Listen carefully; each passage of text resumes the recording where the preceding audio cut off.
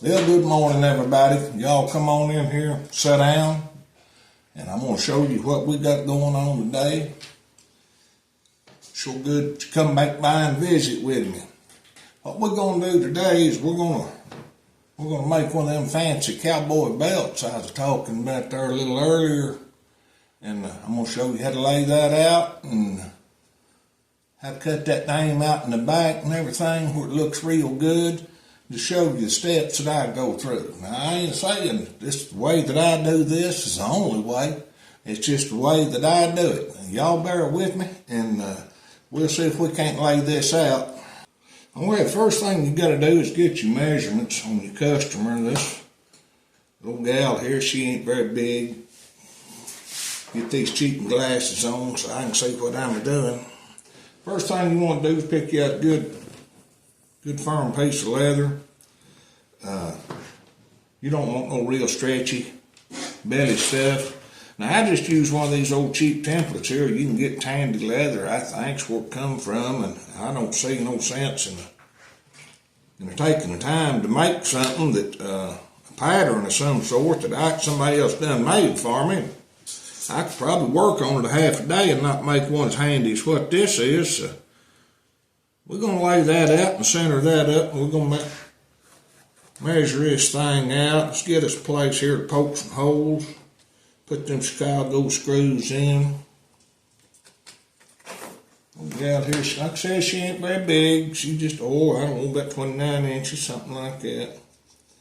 Now what I do, everybody does it, I guess a little different. I go right center of that belt, that buckle slot. I'll measure out here to get what I want. Right there's 29 inches. We'll mark that right there. All right, now I'm going to put her name in the back of this belt. Now, I ain't going to have to do a whole lot of tuning on it. I mean, their name's pretty long. But now, most people is pretty even. You shut up. Your mouthiest cat I ever seen. Most people are pretty even. Every now and then you'll get one that's a little bit off kilter, little there. But generally, we're going to go, we got a buckle hole at 29 inches. And we're going to come back here, and half of 29 would be about 14 and a half. So we'll make a mark right there at 14 and a half, and that's going to be the center of our name. We're going to go take this little handy dandy thing.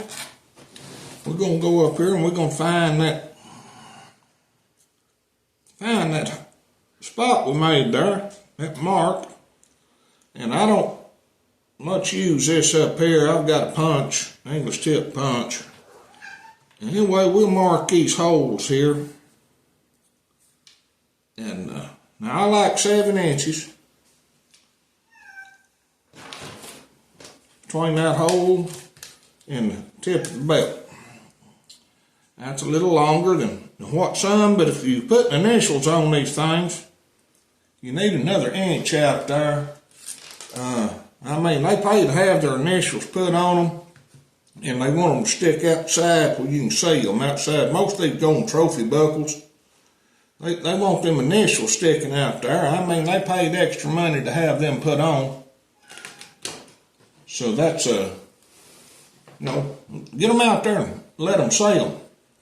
All right, we're going to cut this thing up and punch it out to size, and we're going to lay a pattern on it.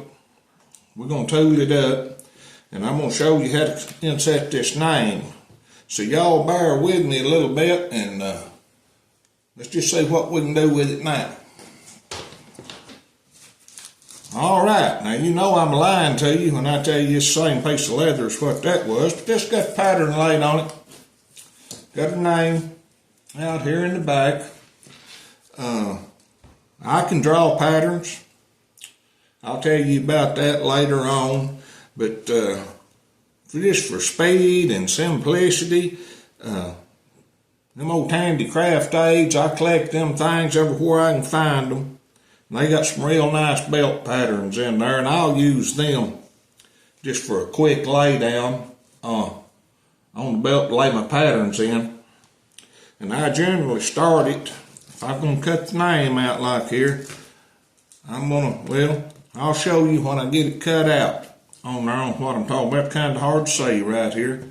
So y'all just hang with me, and we're gonna show you how to get this done.